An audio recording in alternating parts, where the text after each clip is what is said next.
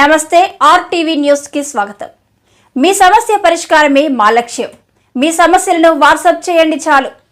9492726238. మా వార్తలు మీకు నచ్చినట్లయితే లైక్ చేయండి, షేర్ చేయండి, సబ్స్క్రైబ్ చేయడం మాత్రం మర్చిపోకండి.